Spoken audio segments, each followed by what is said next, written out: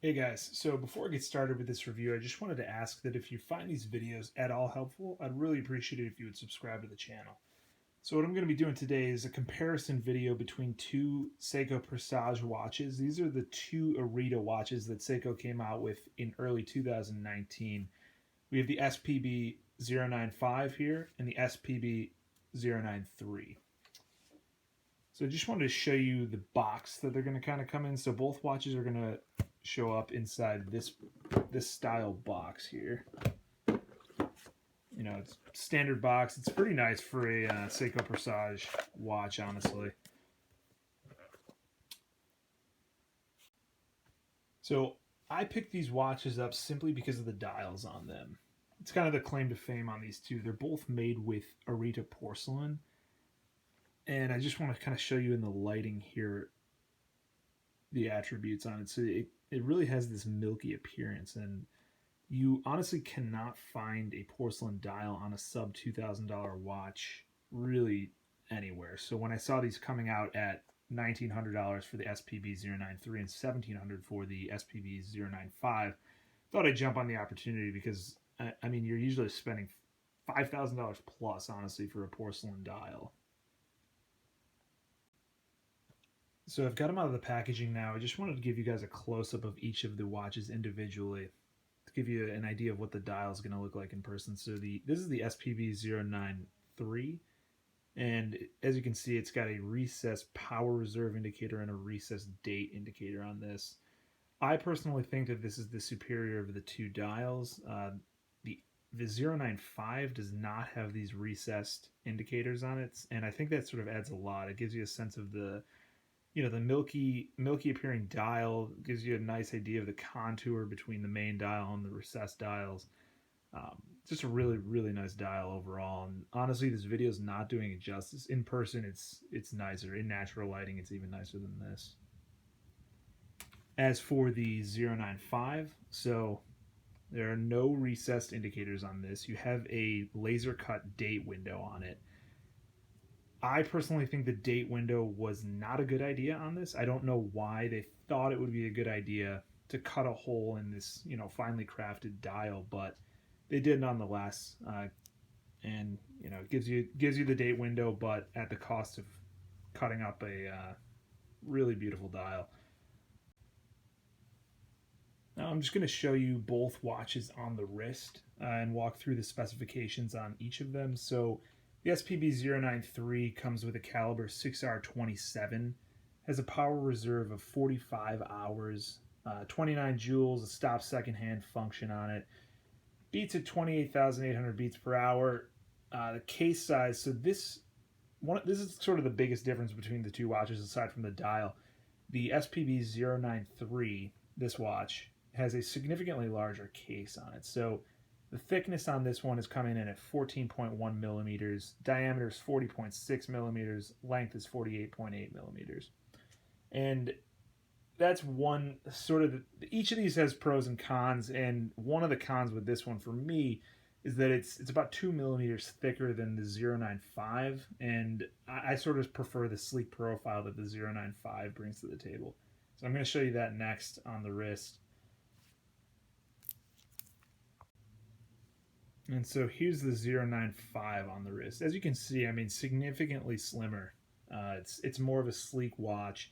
So this one comes in at 12.4 millimeters thick, a diameter of 40.5 millimeters, a length of 48.8 millimeters.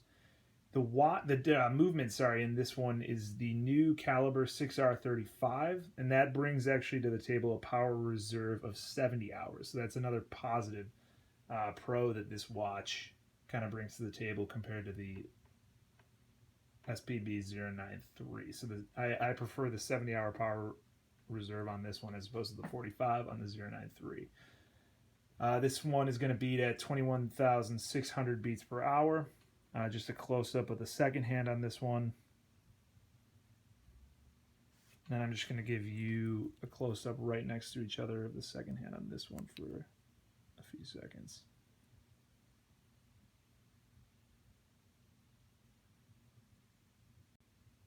All right, so then a direct comparison both on the wrist. I mean, I can't get them in a spot that's sort of ideal for this, but I just wanted to show you the difference in side profile on these. So SPB093, significantly thicker. Both are going to fit under a cuff though, so I mean there's really nothing to worry about that. As far as both watches go, they both come with sapphire crystal. There's an anti-reflective coating on the bottom side of the crystal. They're both going to come with a genuine crocodile strap, and this sort of is the biggest upgrade between many other Seikos that I've purchased at this price point in the past. So usually they come with kind of a crappy strap, but honestly, these straps are quite nice. As you can see, though, the scale patterns on them, you know, like any really natural hide, is going to come with some variation. So, I mean, you really cannot get more different on the strap than these two. So, I personally prefer the large scale pattern on this 095, but, you know, that's sort of a personal preference. Some may prefer this.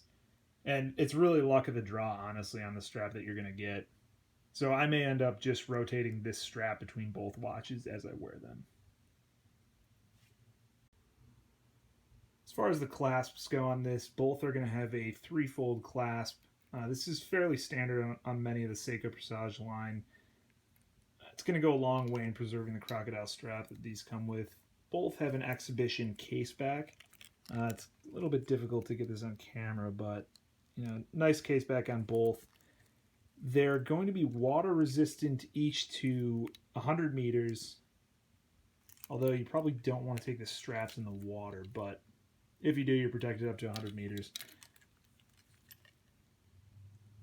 One other thing to note, the new caliber 6R35 movement in this one, I mean, it brings to the table a 70-hour power reserve, and also, I mean, it's significantly smoother when you're winding up the spring with the crown on this one. So I'm just going to finish off the video now showing you these as a close-up here, and kind of talking about the pros and cons of each. So like I mentioned before, I very much appreciate the SPB093's dial. I think the recessed power reserve and date indicator go a long way in showcasing the qualities of the porcelain used in the dial on these two. I prefer, though, the 70-hour power reserve, the new movement on this, and the sleek profile that this SPB095 brings to the table. What I don't really like about it is the laser cut date window here. I mean, I don't think they should have cut the dial on this one. So sort of, if I could Frankenstein these two watches together to create the perfect Arita, I would do it. I would simply put the dial from the 095 or 093, sorry, on the 095. But can't do that, so I'll probably be wearing both of them significantly. I'm going to be taking the strap most likely off of this watch and just rotating between the two on that. Because once again, I mean, I just definitely prefer the large scale pattern on this one as opposed to the small scale pattern on this. Both crowns, I mean, the same. It's again exhibition case back, and just a final close up on these two. Let you take a look at the qualities of both.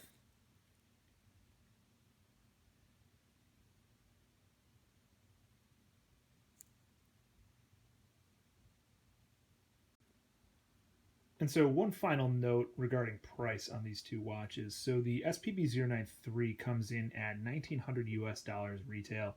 The SPB095 comes in at $1,700, but really they both can be had for less on secondary markets. I've seen the 093 come in at anywhere between $1,400 and $1,600 on the secondary market, and the 095 really anywhere between $1,200 up to $1,500 on secondary markets. So I would shop around. You can find them for less than retail like many other Seikos.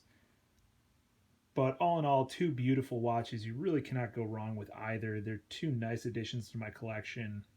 Very much into the porcelain dial on these two.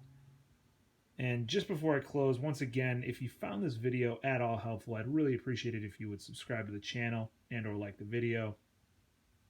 And that is all. So take care, everybody. Thank you for watching.